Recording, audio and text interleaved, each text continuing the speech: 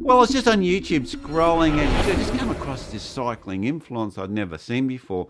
And he started talking about, oh, look, I'm going to have this guy on. He's a carbon repairer. And this guy, I can't remember their names or whatever, who the channel was. But they started talking to this carbon repairer, and he had some really good stuff to say. And he was talking about how he didn't like carbon dropouts and so forth and so forth. But then he started to give a bit more of a general opinion about stuff outside of just repairing the bikes. And that's where I think that he kind of, as I said, I had a difference of opinion of what he was stating. So let's roll the intro and let's have a bit of a talk about my opinion versus his opinion. And then you can leave your comments down below which side you think is probably the more believable or truthful, or you might just go, Wayno's wrong and this carbon repair is good, because let's face it, he is fixing carbon bikes, so he does have some expertise in that area. So that's my intro, and let's get into it.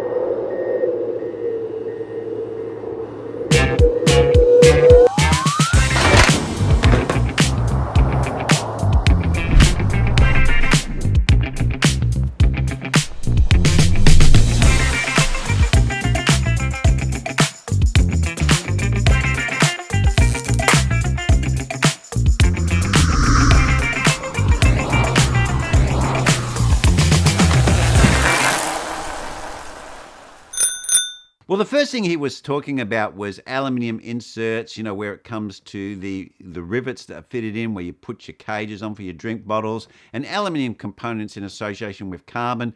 And even though he liked aluminium dropouts, which they fit onto the frames, which was done many years ago, not so much now, and I think that's more to do with cost than it's a better product. But anyway, he spoke about that, and he spoke about the UCI, and we'll go all through these things. Now, the first thing he started saying, which I thought was quite, I was quite amazed how he was talking about. He was talking about aluminium products shouldn't be used with carbon.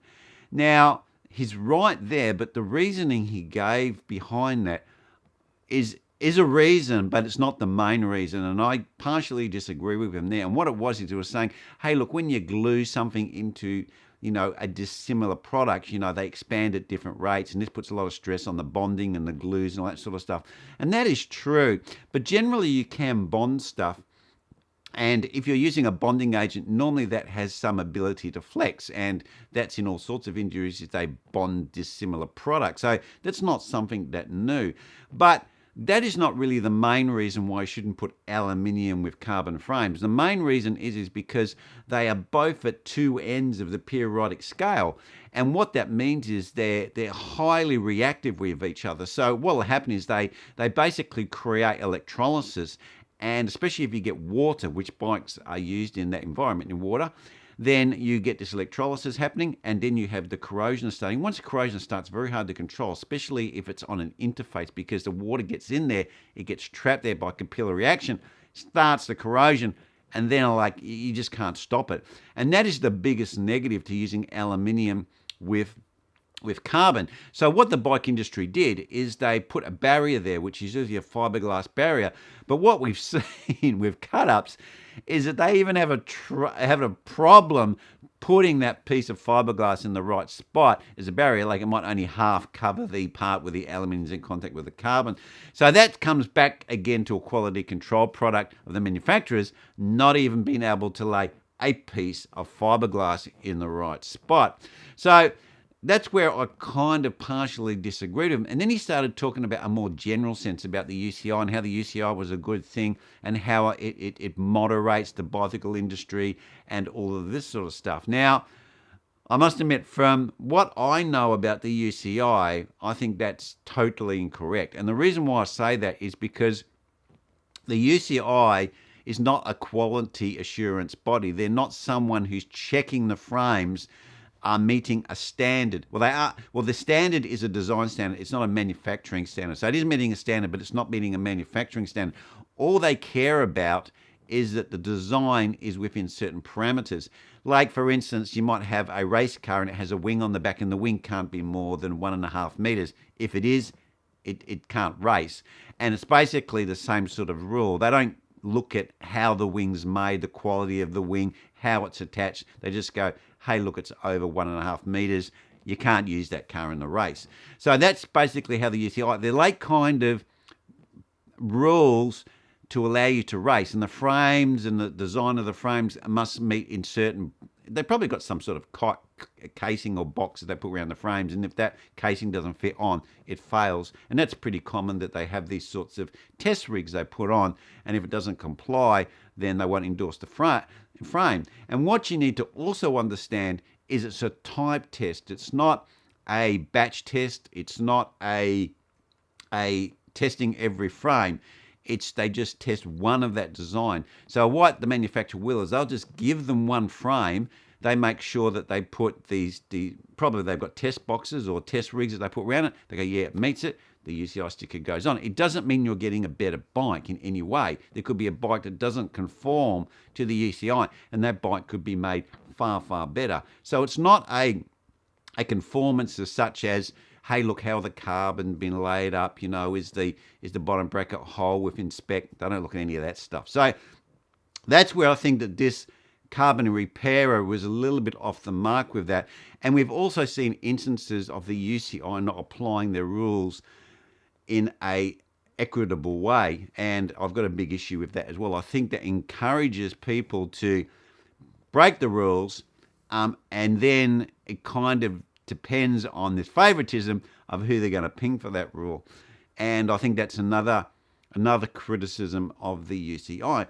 But it is something that I think is holding back the cycling industry as a whole. He was making out the UCI was a good thing for the cycling industry, but I'm kind of way over the other side of that scale and think the UCI is a bad thing. And the reason why I do that is because even though bikes that aren't raced, bike manufacturers can make them however they like, they tend to make them the same as the pro bikes because it's a selling point, and people like to think that, they're buying something, even though it's like the third, fourth tier down bike, that it's the same or looks the same as the guys that race them. So they don't move far away from those sorts of designs, which are set by the UCI.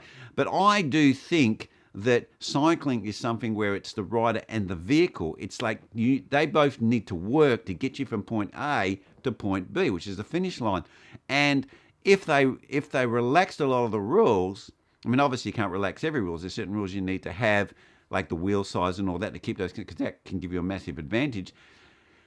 That it would allow development from the manufacturers, and they would give them a lot more scope for offering new technologies on the bikes. But no, we don't get that. What we get is we get these silly things, which actually this carbon repairer thought was pretty good, which is these crazy developments we're getting in the seat tube, where we get a Madone that's got a hole in it. Now, the reason why that is just, I can't remember when I first saw it.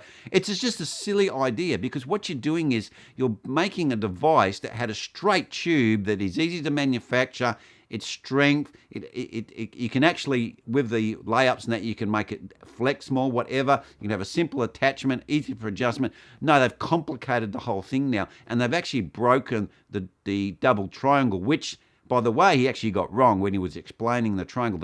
A triangle, the reason why it's such a good structure is because as soon as you try to push two of the parts of the triangle outside, it puts a piece in tension. And you always want to have your loading in tension, because tension is a much easier way of controlling forces, because you can make it lighter. It's like a rope. A rope will work in tension, but not in compression. To make something work in compression, it needs to be a lot more stronger and solid. And that's the way the triangular system structurally works. But he was kind of explaining a different way, which I thought, well, what are you talking about? So he kind of got outside of his area of expertise and was kind of mucking it all up a bit, I do believe. But why do you want to break that triangle? It's a proven structural system. It's used in all beams. It's a system that works extremely well for loading. And then they go and put a hole in it. They make all these fancy seat tubes that wear because they move. They've got stupid ways of locking. The bicycle industry is just making stuff for the sake of change, because they're so limited by the UCI and the design, they can't really do much more. So they make all these silly little changes that make it harder for the average guy. So the same with these integrated handlebars. Yeah, if they're made for you, they've been custom made for you or 3D printed, fantastic, because you've got the perfect thing. It's all one piece, it's set, and it's probably lighter, it's got less parts that can move. But if it's not been made for you, which is an off-the-shelf bike, then that's a stupid system because you can't adjust it. You can't fit it or fine-tune it or go to a bike fitter and he says, oh, look, you need to move this. You go, oh, we've got to buy a whole new handlebar system. And that's going to be like £1,000 or $1,000 or whatever. And it's just craziness because they're not giving you the adjustability to fit you to the bike. And it's the same with some of these seat post adjustments. I mean, I'll even criticise, look, I've got a Look bike. The part of that bike that I hate the most is the way that they've made the seat fit. It's just really difficult to adjust and fiddle with. It's not a simple system. It works, yeah, but it kind of, over time, it moves, and the way it's designed, it's very, very awkward to set up because once you tighten it, it sits in a different position to when it's loose. It's just not a good design. And that's the thing. Keeping things simple, especially on something like a push bike, is really the way to go because as we've seen with some of the tests that we've had done, like GC Performance and Pete talking that, all of this sales pitch that they're doing to the bikes to make them better, the advantage you're getting is almost unmeasurable. It's, yes, in a controlled environment, you can measure the difference. But in reality, at the speeds that most people are riding, they're making no difference. By just going to the drops, going from the top of the bars to the drops makes a bigger difference than any change on the bike. And this is what they're trying to sell us. Buy this bike because it's got a hole in the back of the bike, and I don't know how that's supposed to be more aerodynamic, but they're saying it is. It's not going to make any difference. You're not going to get any faster. You're going to buy the new Madone. And this is where I've got a big problem. The UCI is restricting the manufacturers, one, so they're coming up with all these stupid, crazy designs to come up with something new. And then you've got people who are carbon bike repairers, experts, but they're kind of misleading people because they're starting to talk about other stuff which they don't really know about. And this is the problem I've got with this industry. Now, I get it. It's marketing. I get it. They want to sell bikes. But the trouble is it just moves too far away from reality.